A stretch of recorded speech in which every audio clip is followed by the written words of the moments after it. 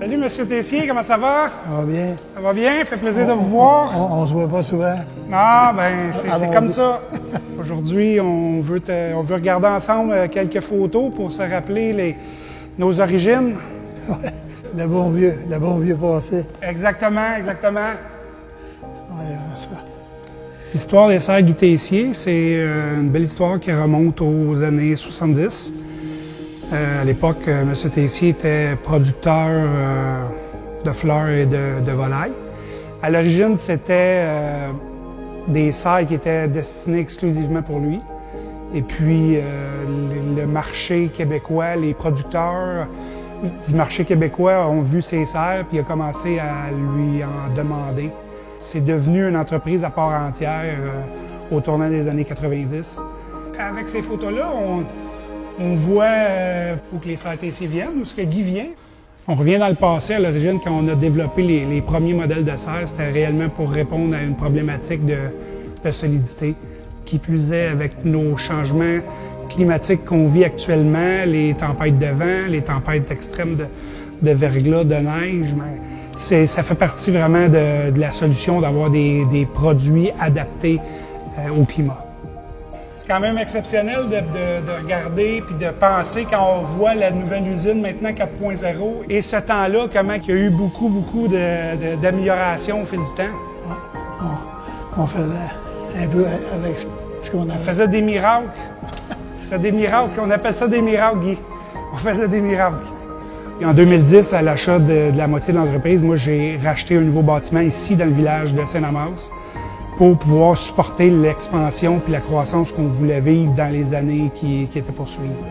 C'est évident que les valeurs que M. Tessier avait à l'époque, jour après jour, année après année, on les perpétue. M. Tessier était généreux, M. Tessier était authentique, était impliqué dans sa communauté. Puis nous, de notre côté, actuellement, on essaie de perpétuer ces valeurs-là puis de les garder toujours en mémoire au quotidien.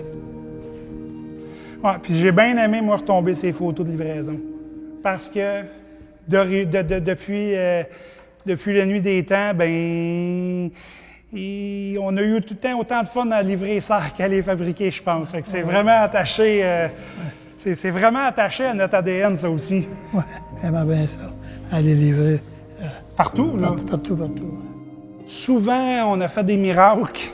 Oui. De soir, de nuit, de week-end pour dépanner puis pour s'assurer que tout le monde soit capable de rencontrer leurs objectifs. Tu sais, puis 44 ans plus tard, on est vraiment rendu un groupe intégré. Là.